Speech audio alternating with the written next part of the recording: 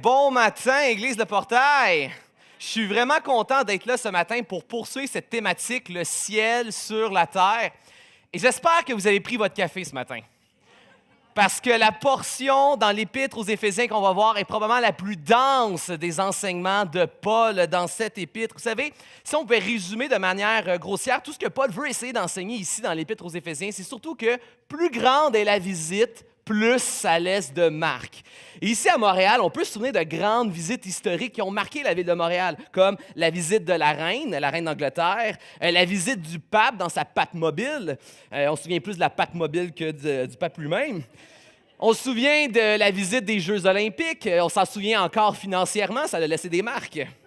Il y a même des marques négatives parfois que des grandes visites ont, comme certains peut-être connaissent le grand groupe de rock qui s'appelle Guns N' Roses, qui a refusé à la dernière seconde de jouer son spectacle et ça a créé une émeute qui a marqué Montréal dans son histoire.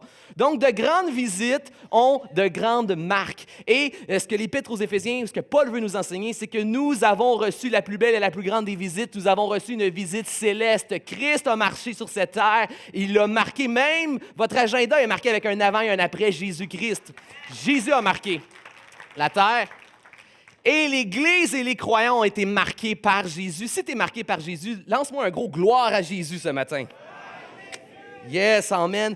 Et ici, dans l'Épître, Paul veut nous parler de toutes ces marques que Christ a laissées dans l'Église. Il commence dans l'Épître aux Éphésiens en parlant de la bénédiction céleste que nous avons en Jésus. Nous avons toute bénédiction spirituelle pleinement en Jésus. L'Église est remplie de bénédictions spirituelles et célestes en Jésus.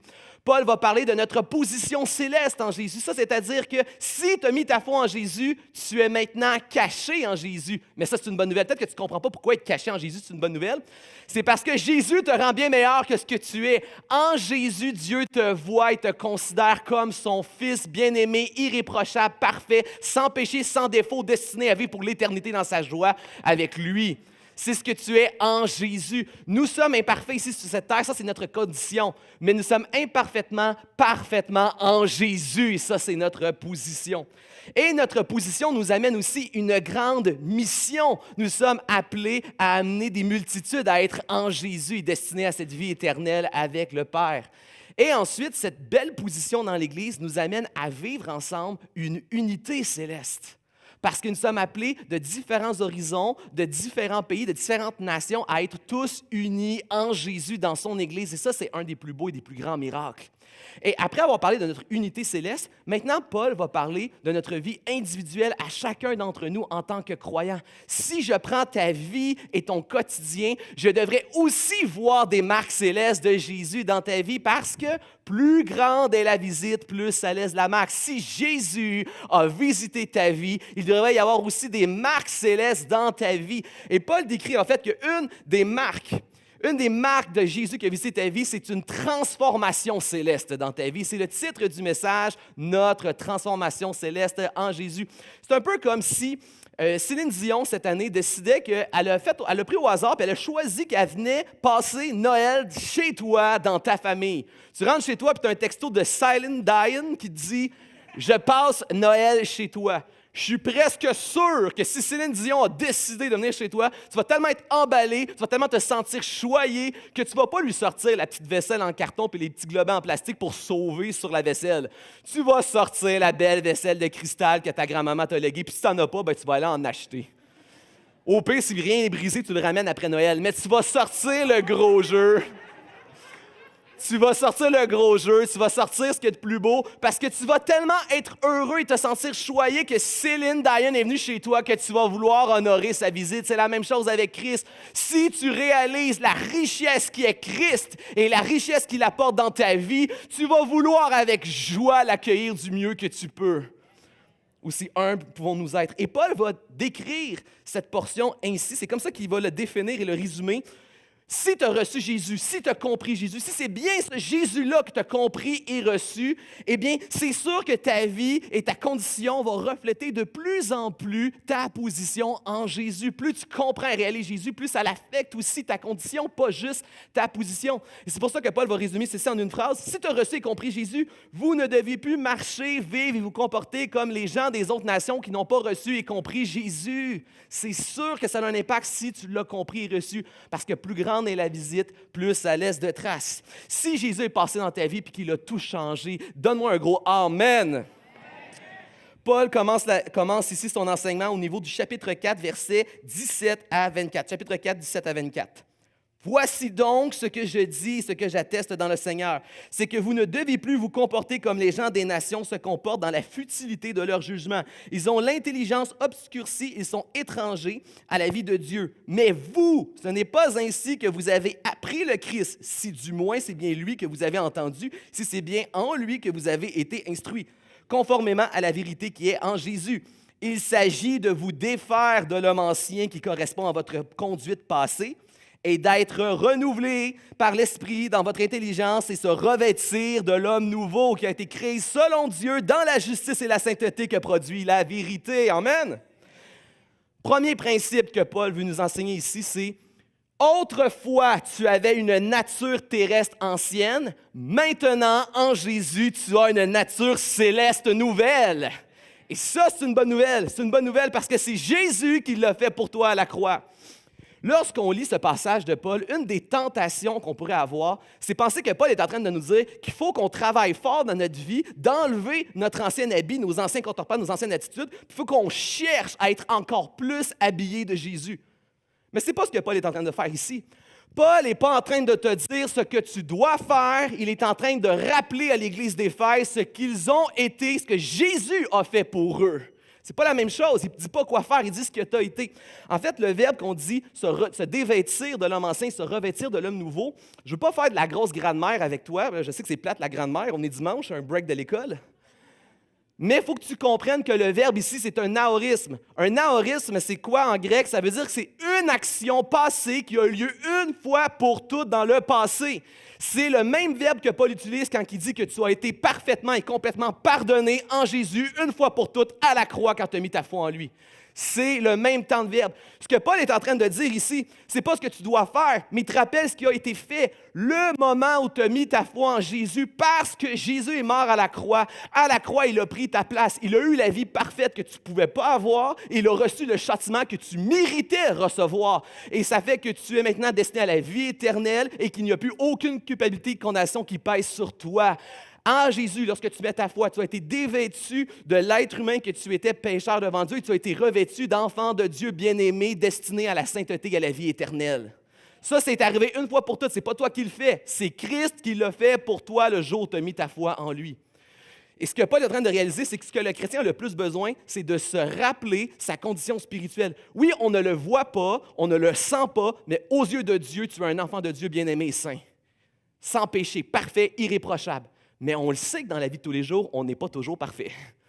Mais ce que Paul dit, ce que l'Église a le plus besoin, c'est de se rappeler continuellement. Et ce que Paul va dire, c'est de vous entretenir, de vous instruire et de vous enseigner régulièrement dans cette bonne nouvelle de Jésus. C'est ça que Paul te demande de faire pour que ta condition de vie ressemble de plus en plus à ce que Christ a réellement fait spirituellement pour toi. C'est un peu... j'ai déjà expérimenté ça en fait dans ma vie une fois, d'avoir des vêtements, mais de ne pas avoir, disons, le caractère qui va avec les vêtements que je portais. Je vous explique. J'ai fait une maîtrise, pour beaucoup d'entre vous, vous le savez, et j'ai trouvé ma maîtrise très difficile. Ma femme peut témoigner à quel point je revenais régulièrement chez moi en pensant que je n'arriverais pas jusqu'au bout de la maîtrise. C'était un grand défi pour moi, passer cette maîtrise. Et j'avais ce qu'on appelle, il y a peut-être des gens ici, vous le vivez des fois à d'autres niveaux, j'avais ce qu'on appelle le syndrome de l'imposteur. À chaque nouvelle étape, je me disais tout le temps, là, ils vont venir me le dire que je ne suis pas à ma place. Là, ils vont s'en rendre compte que ce n'est pas pour moi ici, puis ils vont me dire, t'es mieux de rentrer chez toi, c'est pas pour toi la maîtrise. À chaque étape, et c'était tellement grave, mon syndrome de l'imposteur, que le jour de la remise des diplômes, j'étais habillé avec la toge noire, j'avais le mortier, j'avais tout, là. J'avais gradué, j'avais le diplôme dans la main, et j'étais encore en train de me dire, il y a le recteur qui va venir me voir et me dire qu'il y a eu un vice de procédure, que finalement je la mérite. Il va m'enlever, il va me l'arracher des mains, mon diplôme. J'étais habillé comme un gradué et je me sentais comme un imposteur qui ne méritait pas d'avoir une maîtrise. Vous savez quoi? Jésus a gradué de la sainteté à ta place. Il a passé les examens de tous les standards de Dieu et il te donne la toge, le mortier. Tu as même le diplôme. Tu es un docteur de la sainteté en Jésus devant Dieu.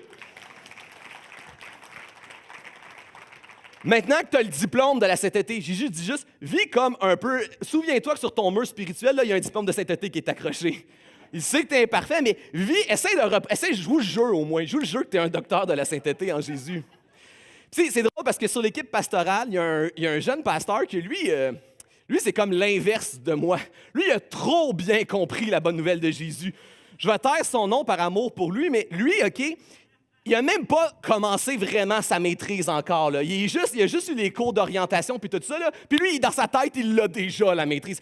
En Jésus, il est déjà déclaré, gradué de sa maîtrise. Écoute, il est allé à sa première journée d'orientation. Il est revenu, là, il avait acheté le hoodie de McGill, il y avait la tasse McGill, il y avait le pin McGill. Tu vas dans son bureau, en haut, là, c'est un musée de l'Université McGill. Lui, il a compris la bonne nouvelle de Jésus. Là. Lui, il vient de commencer, puis il est déjà un gradué. Mais inquiétez-vous pas, l'équipe pastorale, on ne le lâche pas. On lui rappelle à chaque semaine, on lui dit, Hey Jim, là, tu n'as pas le choix de la réussir, ta maîtrise. Le diagnostic de Paul, c'est que le chrétien souffre d'amnésie spirituelle. Et à cause de notre amnésie spirituelle, nous nous comportons comme des athées fonctionnels. Qu'est-ce que ça veut dire? Ça veut dire que nous nous réunissons chaque dimanche pour déclarer qui est Christ, ce que Christ a fait pour nous, ce que Christ déclare de nous, mais on vit chaque jour, comme Paul dit, sans intelligence, en oubliant cette connaissance spirituelle, en oubliant que Christ est notre richesse, en oubliant que nous sommes bénis en Christ, que nous sommes en Christ et que notre vie devrait ressembler de plus en plus à celle de Christ. Nous vivons en oubliant, nous souffrons d'amnésie spirituelle. Et quelle est la prescription de Paul? La prescription de Paul, c'est que nous devrions nous enseigner et nous instruire continuellement en Jésus et spirituellement en Jésus. Ça, c'est-à-dire là, qu'on devrait constamment s'enseigner et s'instruire et se prêcher à nous-mêmes tous les jours la bonne nouvelle de Jésus-Christ pour ne pas tomber dans l'amnésie spirituelle et appliquer la bonne nouvelle de Jésus-Christ à tous les aspects de la vie. La bonne nouvelle de la grâce, là, ça ne s'arrête pas à la croix lorsque tes péchés sont pardonnés et que tu reçois la vie éternelle. La bonne nouvelle de Jésus-Christ, c'est ton moteur toute ta vie chrétienne entière. C'est la bonne nouvelle de Jésus-Christ qui commence à contaminer tous les aspects et les sphères de ta vie graduellement et progressivement. Plus tu comprends Christ, plus tu as de la reconnaissance pour Christ, plus tu veux marcher comme lui, selon sa volonté et ses désirs pour ta vie.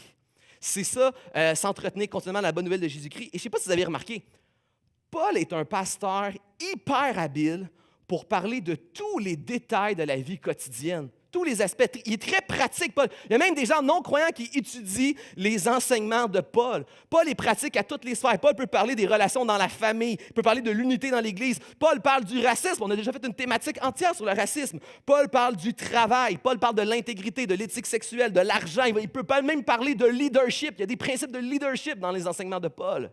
Paul parle de tous les niveaux de la vie humaine. Mais si tu remarques, tous ces enseignements tiennent toujours profondément racine dans l'œuvre, la vie, le sacrifice et la résurrection de Jésus, toujours et continuellement. La bonne nouvelle de Jésus-Christ, c'est le moteur pour tous les enseignements de Paul, aussi pratiques et concrets soient-ils. Parce que Paul a compris quelque chose d'important. En toute chose, Jésus doit toujours être 4 choses pour nous.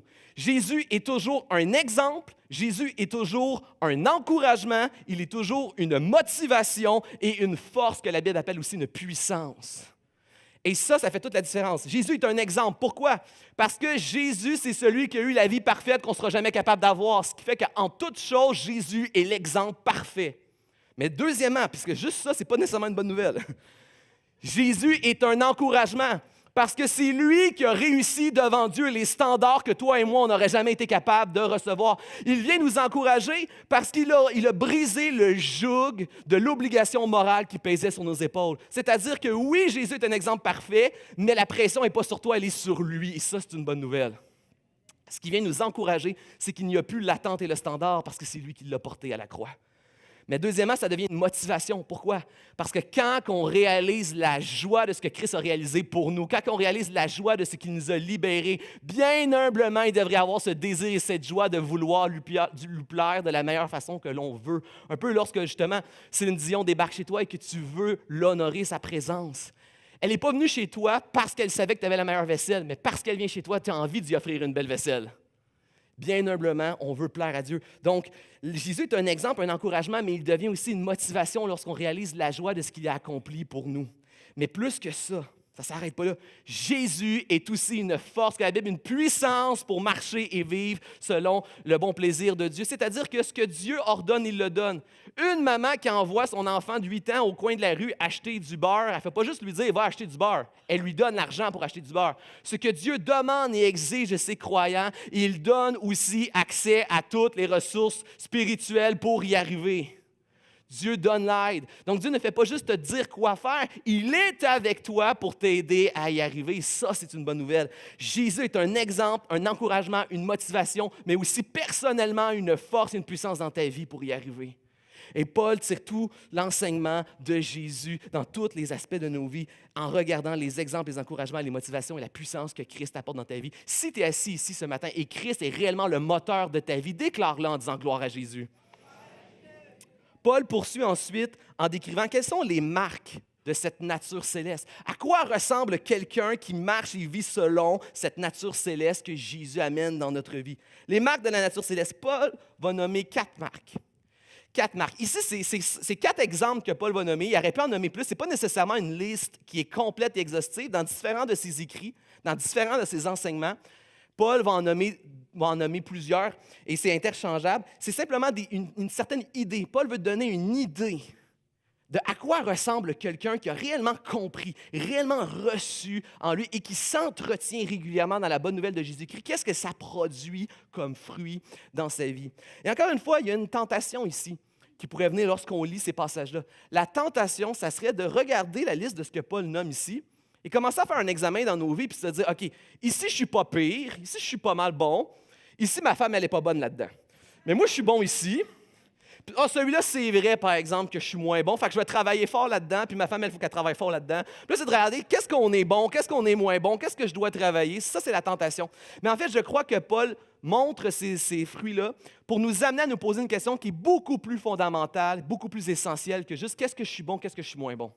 Ce que Paul veut que tu questionnes, en fait, ce n'est pas quoi tu dois améliorer, c'est plutôt est-ce que tu as reçu la bonne semence qui donne le bon fruit initialement. En fait, une terre qui ne produit pas du fruit, si elle pouvait parler, elle ne dirait jamais « je dois travailler à produire plus de fruits, plus de racines, plus de pousses ». Jamais. Une terre qui ne produit pas de fruits, si elle pouvait parler, ce qu'elle dirait, c'est « coudonc, est-ce que j'ai reçu une bonne semence? » Paul questionne quel est le fondement de ta vie. Est-ce que le fondement est bien? Si c'est bien ce Jésus dans lequel vous avez été instruit, est-ce que tu as reçu le bon Jésus? Est-ce que tu as réellement reçu la bonne nouvelle de Jésus qui prend ta place à la croix et qui fait de toi un enfant de Dieu bien-aimé?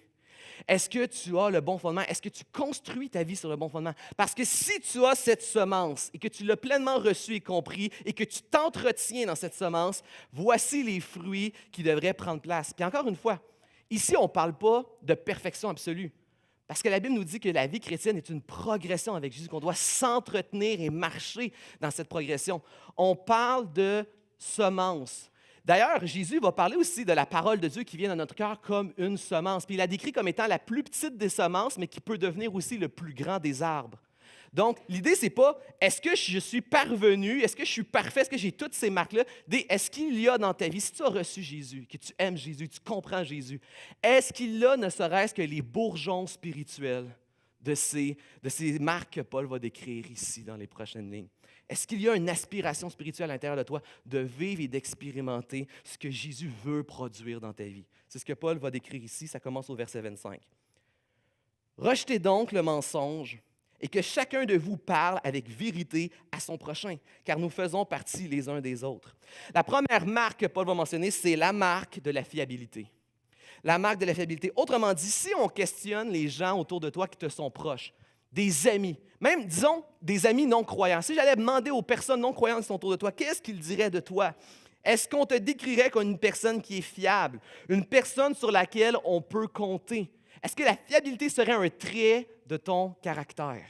C'est la question que Paul parle. Et si on prend justement le fait que Jésus est notre exemple, notre encouragement, notre motivation, notre puissance, et qu'on regarde à sa vie En tant que chrétiens, nous sommes bien heureux que la bonne nouvelle de l'œuvre de Jésus, elle est fiable. Nous avons bâti notre vie sur quelque chose qui est solide et qui est fiable. Jésus ne va pas revenir en arrière sur ce qu'il a fait pour toi à la croix. Jésus ne va jamais revenir en arrière sur les promesses de la vie éternelle qu'il nous a acquises à la croix. Jésus est fiable. La parole de Dieu est fiable. Les promesses de Dieu sont fiables et solides. Il devrait en être de même pour les nôtres.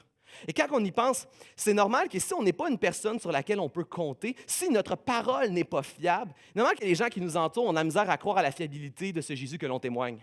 Si nous-mêmes, dans notre vie, nous ne sommes pas fiables, comment nos enfants, est-ce qu'on peut reprocher à nos enfants de ne pas avoir la foi dans la fiabilité de notre témoignage? C'est un peu comme cette photo qui a circulé sur Facebook. Ça a été une photo humoristique qui a circulé pendant longtemps. C'est cette femme qui se présente comme une experte en sommeil. Elle est peut-être hyper qualifiée, je ne sais pas, elle est peut-être super qualifiée, mais mon réflexe premier, c'est de me dire, j'aimerais voir les résultats en premier avant d'écouter ce que tu as à dire. Ne sois pas comme ça avec l'Évangile. Montre que tu es fiable et que ce que tu témoignes et proclames est aussi solide et fiable. Amen. Paul poursuit ensuite au verset 26. « Si vous vous mettez en colère, ne péchez pas. Que le soleil ne se couche pas sur votre irritation, ne laissez pas place au diable. La deuxième marque que Paul nous présente, c'est la marque de la douceur. La marque de la douceur. Si on allait voir les gens les plus proches, ta femme, ton mari, tes enfants, qu'est-ce qu'ils diraient de toi? Es-tu une personne impatiente, réactive, impulsive, agressive, voire même violente? Ou tu es une personne douce qui sait régler les conflits? Qu'est-ce que les gens proches de toi diraient qui se dégage comme trait de personnalité? Est-ce que tu as la marque de la douceur? Tu sais, ce qui est intéressant avec ce passage-là, c'est que ici, Paul n'est pas en train de dire qu'un chrétien ne se met jamais en colère. Il n'est pas en train de dire qu'un chrétien ne doit pas vivre des conflits. Il est en train de dire qu'un croyant qui a compris et reçu Jésus sait comment gérer sa colère et comment régler des conflits. Ce n'est pas la même chose. Ce que le monde a le plus besoin de voir, c'est des chrétiens humbles qui sont prêts à s'humilier, faire grâce, pardonner et régler bien des conflits. Ce que des enfants ont besoin de voir, c'est des parents qui sont capables de demander pardon, de reconnaître leur tort. Le même pardon qu'on exige à nos enfants, on doit être capable de leur donner aussi. C'est ce que les gens et nos enfants ont besoin d'entendre et de voir. Un chrétien qui est capable de gérer la colère, est capable de gérer les conflits. J'ai toujours été surpris dans tous les emplois séculiers que j'ai eu dans ma vie, cette façon que les gens ont de se permettre de ne pas aimer des gens, de se permettre d'être en guerre ouverte avec des gens. Un chrétien n'a pas le droit de se permettre la guerre ouverte avec quelqu'un. Puis je sais que des fois, on se sécurise avec des maximes, on ne peut pas plaire à tout le monde, mais de tout ce qui dépend de toi, ne sois pas en guerre avec quelqu'un. Pourquoi? Parce que celui qui a été beaucoup pardonné, et celui qui a reçu une grâce immense ne peut pas être cheap en grâce et en pardon. On doit réaliser que Jésus-Christ a pardonné l'impardonnable à la croix. Il nous a donné une grâce infinie et renouvelable. Nous devons être gracieux et pardonner nous-mêmes à notre tour. Retenir un pardon, retenir une grâce à quelqu'un, c'est un peu comme si vous étiez au buffet des continents. Vous connaissez le buffet des continents, le plus grand et le plus beau des buffets? Moi, le buffet des continents, pour moi, c'est un peu proche de ce qui est le paradis. Mettons, le buffet des continents sur une plage à Cancun, c'est le paradis.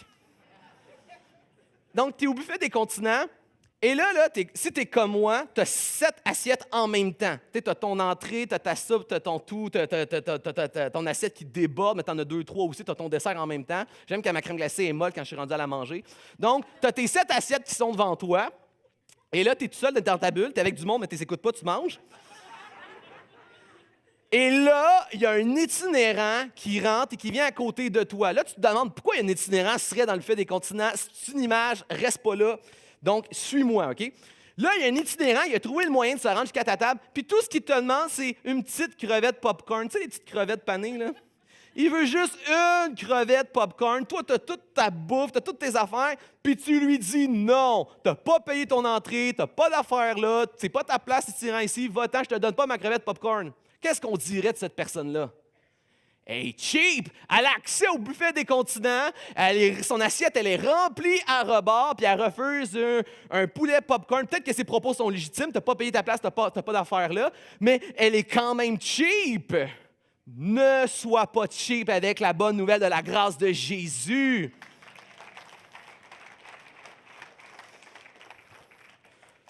Tu ne veux pas être cette personne qui est cheap avec la grâce de Jésus parce que Jésus n'a pas été cheap envers nous.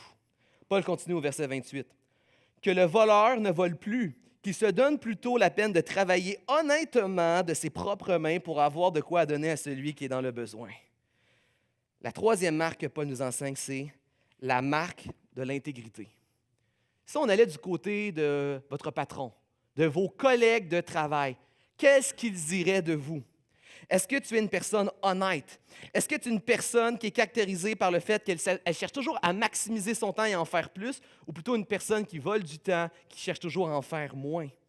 Est-ce que tu es honnête dans la manière et intègre dans la manière que tu gères tes finances, ou tu cherches toujours comment sauver, comment payer en dessous de la table, comment tourner les coins ronds? Sommes-nous intègres dans la gestion de nos finances et comment aussi on traite l'intégrité dans nos relations avec les autres?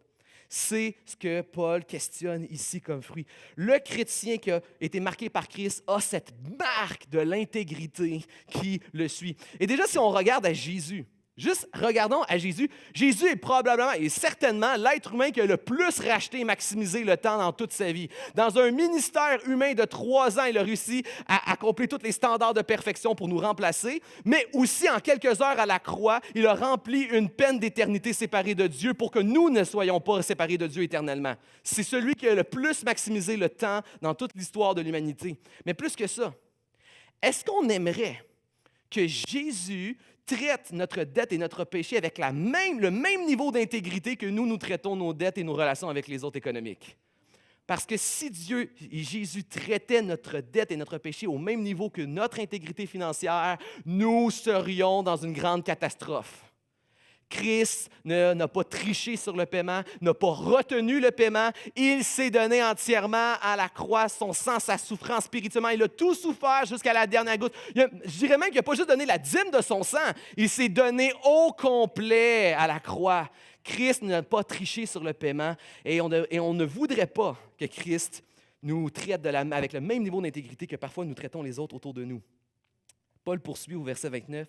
Qu'il ne sorte de votre bouche aucune parole malsaine. S'il en est besoin, une bonne parole qui soit constructive et qui communique une grâce à ceux qui l'entendent. Que l'inconduite sexuelle, l'impureté sur toutes ses formes ou l'avidité ne soient pas même mentionnées parmi vous comme il convient à des saints. Pas de choses choquantes, pas de propos extravagants, pas de bouffonneries, cela est malséant, mais plutôt des actions de grâce. La quatrième marque que Paul nous parle ce matin, c'est la marque de l'édification. Es-tu une personne qui, par sa bouche, utilise sa bouche pour construire, édifier, relever? En fait, ici, on parle vraiment de la bouche. Est-ce que ta bouche sert plus à se plaindre ou à remercier le Seigneur? Est-ce que ta langue sert plus à bénir les gens autour de toi ou à les maudire? Est-ce que les gens diraient que tu es plus une personne agréable ou une personne désagréable? C'est la manière que notre bouche sert à élever ou à rabaisser qui est traité ici. Souvent aussi, ce passage-là a été utilisé pour dire qu'un chrétien ne devait pas faire de blagues, de jokes ou d'humour, ou qu'un chrétien ne devait jamais parler de sexualité. Je suis profondément convaincu que ce passage ne veut pas dire ni l'une ou ni l'autre de ces choses. Parce que si tu lis la Bible, tu vas voir que Dieu parle de manière très crue de la sexualité partout à travers la Bible. By the way, il existe un livre en entier qui ne traite que du plaisir sexuel dans le couple, un homme et une femme. Donc, il y a un livre en entier qui traite crûment de la sexualité. Donc, Dieu n'est pas un Dieu de tabou. Et Dieu est un Dieu aussi d'humour. Partout dans la Bible, on voit que Dieu utilise souvent l'humour pour communiquer un message. Et Jésus lui-même, dans son sermon, utilise régulièrement l'humour pour illustrer des propos spirituels et véritables. Donc, Dieu n'est pas contre l'humour et Dieu n'est pas contre la sexualité. Dieu est contre une bouche qui rabaisse, dégrade la sexualité, qui est une belle chose que Dieu a créée. Ce n'est pas la même chose. Est-ce que ta bouche elle sert à défaire et détruire et rabaisser ou ta bouche élève et rend grâce et remercie le Seigneur? Ce n'est pas la même chose. D'ailleurs, personne n'est jamais venu au Seigneur parce qu'il a été impressionné à quel point quelqu'un était coincé sans sens de l'humour et qu'il était rempli de tabous.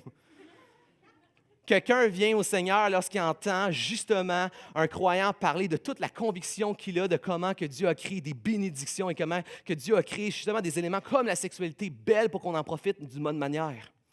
D'ailleurs, j'ai eu beaucoup d'emplois séculiers dans ma vie. Et si vous repassiez derrière les emplois et les différentes personnes avec qui je travaillais, ce que les gens diraient de Simon, probablement, c'est que Simon, c'est un bon vivant. C'est un gars qui aime ça faire des jokes, qui aime ça plaisanter. Et ils vont vous dire aussi que Simon, c'est quelqu'un qui n'a pas de tabou au niveau de la sexualité. Je parlais très ouvertement et très clairement de la sexualité. Par contre, si vous demandez aux gens avec qui j'ai travaillé dans ma vie, quelles étaient les positions ou la pratique de Simon à ce niveau-là, ce qu'il vous dirait, c'est que Simon, parce que ça pour beaucoup, c'était quelque chose qui leur a ouvert les yeux, quelque chose qui était choquant pour eux. Simon considère que la sexualité, c'est quelque chose de beau, c'est quelque chose de grand, c'est quelque chose de bon. C'est tellement beau et tellement grand et c'est tellement divin qu'il faut qu'on le préserve selon la volonté de Dieu. Ils vous diront tous qu'ils ont été impressionnés de mon amour pour ma femme, de ma fidélité et de mon abstinence jusqu'à mon mariage. Ça a touché toutes les personnes avec qui j'ai travaillé dans ma vie. Parce que justement, je n'étais pas dans le tabou. Est-ce que ta bouche sert à élever ou à détruire? Et la Bible nous enseigne que la bouche parle de l'abondance du cœur. Donc, ce que Paul nous enseigne ici, c'est si les gens autour de toi, surtout les non-croyants, ne faisaient que écouter ce que tu dis, qu'est-ce qu'ils déduiraient de ta foi? Qu'est-ce qu'ils déduiraient de tes convictions? Qu'est-ce qu'ils déduiraient de ta pratique? C'est la réflexion dans laquelle Paul veut nous amener. Ensuite, dans les quelques derniers versets de cette section-là, Paul va nommer aussi une liste de péchés et de vices et qui va terminer en disant que les gens qui pratiquent ces choses n'hériteront pas du royaume des cieux. Encore une fois, il y a une tentation ici de se dire, est-ce que Paul est en train d'enseigner le salut par les œuvres? Autrement dit, est-ce que Paul est en train de dire que si tu fais les bonnes choses, tu es sauvé, mais si tu fais ces mauvaises choses, tu n'es pas sauvé? Est-ce que c'est ça que Paul est en train de dire? Non. Paul est simplement en train de donner les contre-fruits de celui qui n'a pas justement reçu la bonne nouvelle de Jésus-Christ dans sa vie. Autrement dit, ce que Paul est en train de dire, c'est que à la manière qu'une personne réfléchit et se comporte, on voit justement, est-ce qu'elle a bien reçu, bien compris, est-ce qu'elle s'entretient dans la bonne nouvelle de Jésus-Christ ou non? Si elle n'a pas bien reçu Jésus, elle ne s'entretient pas ou a rejeté la bonne nouvelle de Jésus-Christ, on le voit par la manière que cette personne-là va se comporter parce qu'il va y avoir une marque dans sa vie.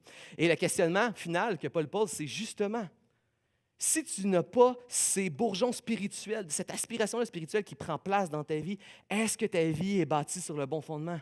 Est-ce que tu vis selon les philosophies, les spiritualités, les idéologies de ce monde et la marque qui suivent ces idéologies-là, ou tu vis selon la puissance de l'Esprit dans la bonne nouvelle de Jésus-Christ qui produit ces bons fruits-là que Paul a nommés?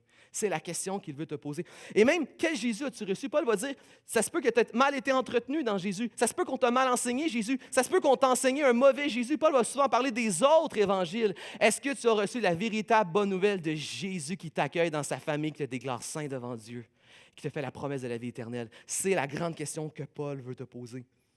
Et Paul ne peut pas terminer. Paul ne peut pas et ne veut pas terminer cette section sur la marque de quelqu'un qui a reçu la bonne nouvelle de Jésus-Christ sans nous parler de la puissance de cette nature céleste. Paul veut nous entretenir sur d'où le chrétien tire sa puissance pour vivre et expérimenter au quotidien cette bonne nouvelle de Jésus-Christ. Parce que ce qui est vraiment incroyable avec la transformation céleste, c'est que Jésus, ce n'est pas juste notre exemple dans le sens où Jésus, c'est comme la photo sur un casse-tête. Je ne sais pas si vous, mais moi, je déteste les casse-têtes. C'est probablement le faux jeu de société pire que j'aime pas dans la vie. Et tu sais, c'est comme si Jésus, c'est la photo sur le casse-tête. Voici ce que ta vie doit ressembler. Puis ta vie, ben, c'est le chaos des pièces toutes mélangées que tu dois rapatrier ensemble pour que ça l'essaye de ressembler pas pire au casse-tête que l'image que tu vois. Puis c'est comme si Jésus te donne le casse-tête, dit, voici la belle image, voici les milliards de pièces désorganisées, arrange-toi le grand. C'est pas ça la bonne nouvelle de Jésus-Christ, c'est pas ça la parole, c'est pas ça l'enseignement de Paul. L'enseignement de Paul, c'est que Christ est aussi la puissance et la force à tes côtés. Jésus s'assit avec toi et prend plaisir à être avec toi de la première pièce jusqu'à la dernière pièce, il est avec toi. Et c'est la parole qui le promet. Jean dit dans ses épîtres que lorsque Christ paraîtra, nous serons rendus parfaits comme lui. Hébreu nous dit que c'est Dieu qui a l'œuvre qu'il a commencé, c'est lui qui va la terminer pleinement nous, c'est lui qui va nous achever. À Christ, il est avec nous et ça, c'est vraiment une bonne nouvelle. Il n'est pas que l'image, il est assis avec toi du début jusqu'à la fin.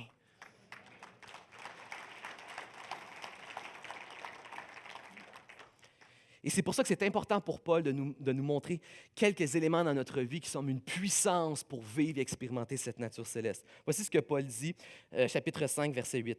« Autrefois, en effet, vous étiez ténèbres, mais maintenant, vous êtes lumière dans le Seigneur. Vivez comme des enfants de lumière, car tout ce qui devient manifeste est lumière. C'est pourquoi il dit, réveille-toi, toi qui dors, relève-toi d'entre les morts et le Christ t'illuminera. Veillez donc avec soin à la façon dont vous vous comportez, que ce ne soit pas comme des fous, mais comme des sages. Rachetez le temps, car les jours sont mauvais. Ne soyez donc pas sans intelligence, mais comprenez quelle est la volonté du Seigneur. Première puissance que Paul nous parle, c'est la puissance de la révélation, la puissance de la parole de Dieu, la puissance de la Bible dans le quotidien du croyant. Ce que Paul veut que tu réalises, c'est que quelle est la grâce, la chance, la joie et la puissance d'avoir la Bible qui est la révélation de Dieu, compilée, fiable, sur laquelle tu peux bâtir ta vie et avoir confiance que c'est vérité, que c'est sagesse, que c'est intelligence de Dieu. Dieu a mis une arme puissante à ta disposition entre tes mains à travers la parole. Et Paul veut que tu réalises quelle grâce nous avons d'avoir la Bible et quelle utilité elle peut être dans ta vie. Et il va utiliser plusieurs images. Il va parler de la lumière. Alors que l'ensemble de l'humanité vit sa vie en marchant un peu comme s'il était dans les ténèbres, à tâtons, en essayant de comprendre quel est le but, en essayant d'éviter le plus possible la douleur, en ne voyant pas très loin, plus loin que le bout de son nez, le croyant a une révélation qui l'illumine jusque même dans l'éternité par la parole de Dieu. Le croyant a la chance d'avoir la parole qui lui révèle les plus grands enjeux éternels. Quelles sont les décisions que tu peux prendre aujourd'hui qui vont impacter ton éternité? La Bible te révèle aussi les enjeux spirituels et invisibles. Elle peut te pointer quel est ton véritable besoin spirituel et invisible. Et elle t'enseigne la volonté de Dieu, celle qui a le plus de poids dans la balance de ta vie. C'est la grâce de vivre dans la lumière de la parole de Dieu. Paul va utiliser aussi la vérité. Il va parler de la vérité. Pourquoi? Vérité. Nous avons besoin de la vérité, cette vérité qui libère et qui donne la vie, cette vérité sur notre véritable état. Quel est notre véritable état devant Dieu, mais la vérité aussi sur notre Seigneur Jésus, qu'est-ce qu'il a fait pour nous en sauver, nous en libérer. Nous avons besoin de la vérité qui libère et qui donne la vie. Et le fait que nous marchons dans la vérité nous rappelle aussi que les gens ne recherchent pas toujours, et même souvent ne recherchent pas réellement la vérité. Les gens veulent se faire dire ce qu'ils veulent entendre. Mais Christ ne gagnera jamais un concours de popularité parce qu'il vient te dire ce que tu as besoin d'entendre. Ce n'est pas la même chose. Paul va parler de sagesse et d'intelligence. Sagesse parce que la Bible t'amène à être capable de prendre les décisions selon la volonté de Dieu qui vont avoir dans l'éternité pour toujours le plus de poids. Ça, c'est la véritable sagesse. Paul parle de la véritable intelligence. L'intelligence, ça ne veut pas dire d'avoir toutes les facultés comme les grands sages de ce monde. En fait, il y a des gens très intelligents et très capables dans l'histoire de l'humanité, mais qui vont quand même passer leur éternité en enfer séparés de Dieu. Tu peux prendre la décision la plus intelligente et la plus rentable de toute l'histoire de ta vie en mettant toute ta confiance en Jésus qui a tout accompli pour toi. Donc, c'est une lumière, une vérité, une sagesse et une intelligence. Et Paul voudrait que tu goûtes et que tu puisses expérimenter au quotidien quelle grâce et puissance la parole de Dieu peut être dans ta vie. D'ailleurs, lorsque Jésus parle de cette semence du royaume de Dieu qui entre dans la terre de ton cœur, qui produit du fruit, ça commence par la parole de Dieu. Tu as besoin de la parole de Dieu qui te donne l'heure juste sur ton état, que naturellement tu es ennemi de Dieu, que tu es pécheur et séparé, mais elle te donne aussi l'heure juste sur qui est ton sauveur, Jésus, ce qu'il a fait pour rétablir la relation et la connexion avec ton Dieu. C'est la parole qui te révèle ça. C'est dans la parole que prend racine le début de la vie chrétienne. C'est dans la parole qu'on s'enseigne, s'instruit continuellement dans la bonne nouvelle de Jésus.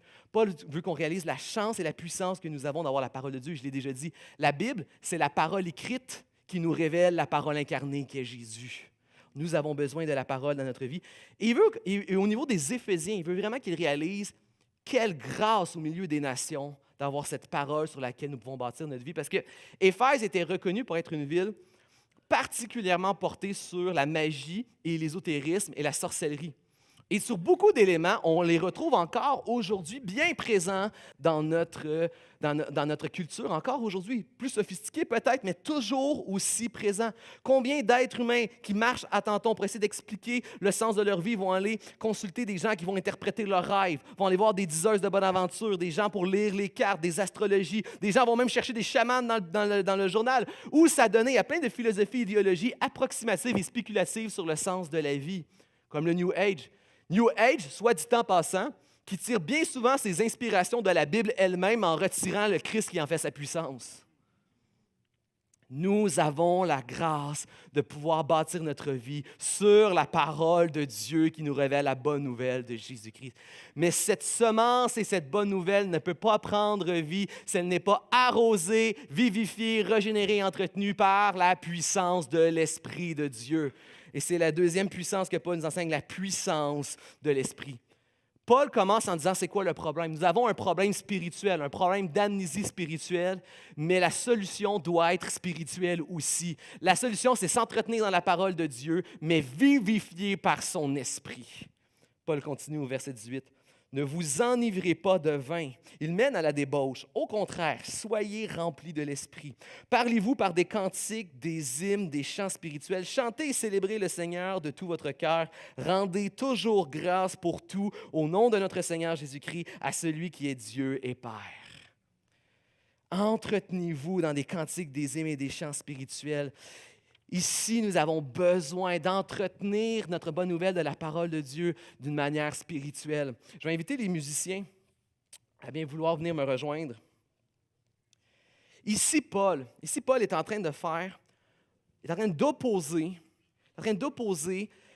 le fait d'être enivré et l'ivresse, l'ivrognerie, à le fait d'être rempli du Saint-Esprit. Pourquoi? L'image est très bonne, parce que plus tu es rempli de vin, plus tu es rempli d'alcool, moins en moins tu as conscience de tes faits et de tes gestes, moins tu as une conscience de toi-même.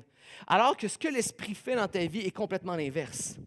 Plus tu es rempli de l'Esprit, plus tu deviens conscient de la véritable personne que tu es, de ton véritable besoin, de ta véritable condition devant Dieu, mais tu deviens aussi conscient de qui est Christ, de ce que Christ a fait et de ce que Christ peut faire maintenant dans ta vie.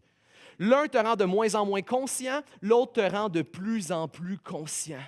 Et là, tu peux t'entretenir dans la parole. Et commentateurs s'accordent pour dire que lorsque Paul parle des cantiques et des psaumes, on est en train de parler des chants spirituels à la gloire de Christ que l'on chante dans l'Église lorsqu'on loue tous ensemble, mais qu'on parle aussi des cantiques de la Bible. Nous sommes encouragés à prier et à lire la parole de Dieu, vivifiée par l'Esprit, à le lire spirituellement, à se prêcher la bonne nouvelle de Jésus-Christ dans les cantiques de la Bible par l'Esprit, pour que nous puissions vivre ce que Christ et l'Esprit ont pour nous dans notre vie au quotidien. Le problème, il est spirituel, amnésie spirituelle. La solution, elle est spirituelle et fondée sur la parole de Dieu. On a besoin de s'entretenir dans la parole de manière spirituelle. Et lorsque tu es rempli de l'Esprit, l'Esprit te permet de marcher dans ta vie par l'Esprit. Marcher par l'Esprit, c'est la capacité que l'Esprit te donne de pouvoir dépasser ton simple tempérament biologique. L'Esprit nous rend capables de vivre d'une manière que naturellement, on n'aurait pas été capable. Naturellement, je n'aurais pas pris ces décisions, je n'aurais pas pensé ces choses, mais l'Esprit renouvelle ton intelligence. L'Esprit permet que tu puisses avoir de plus en plus les émotions et les sentiments et le caractère qui étaient dans le Christ. C'est lui qui fait la promesse, il vous rendra semblable à lui. Il agit dans notre vie. Le problème est spirituel, mais la solution est aussi spirituelle. Et c'est elle qui va avoir de l'impact sur le long terme. J'aimerais en terminant vous parler d'une femme qui s'appelle Olivia Erraway. Olivia Erraway, c'est une femme d'environ 80 ans qui est dans un centre parce qu'elle est placée, parce qu'elle a des gros problèmes, en fait, d'Alzheimer. Elle est plus du tout là. Plus du tout là. Elle ne regarde plus les gens dans les yeux, elle ne connaît plus les noms, elle ne parle plus. Lorsque sa famille va la visiter, c'est une vidéo que j'ai vue il y a 2 semaines sur Internet. Lorsque sa famille va la visiter, elle ne regarde même pas la famille, elle regarde le vide. Sa famille se met autour d'elle. C'était une femme qui était croyante toute sa vie, accrochée à Jésus. Sa famille vient la visiter. Elle ne connaît plus aucun nom de sa famille, elle ne parle pas, elle ne regarde pas. Sa famille est là, par exemple, à ses côtés. Jusqu'à la fin, ils sont là. Ils prennent ses mains, elle ne les regarde toujours pas, elle ne réagit pas. Et aussi, elle est diagnostiquée comme étant sourde, en plus. Donc, elle ne voit pas, elle ne parle pas, mais elle n'entend pas non plus. Sa famille prend ses mains. Toute la famille autour d'elle se met à chanter un cantique. Se met à chanter « How great is our God ». Là, je sais qu'il y en a qui pensent que je vais me mettre à le chanter, puis vous allez chanter. Non, ça ne va pas arriver, on s'en va pas là. On s'en va pas là. La famille se met à chanter ce cantique qui est merveilleux. Sur la vidéo, Olivia Erraway se met à chanter le cantique. Je vous rappelle qu'elle est sourde et Alzheimer. Elle ne parle plus, ne regarde plus personne. Elle se met à entamer et chanter le cantique du début jusqu'à la fin. La vraie mémoire la vraie intelligence, les vraies décisions qui vont avoir un impact éternel et qui vont rester à jamais dans votre vie, ce n'est pas votre tempérament, vos émotions, vos sentiments et votre caractère biologique. C'est celui que vous avez en Christ et dans le Saint-Esprit. C'est celui qui va faire la différence à la fin de la vie.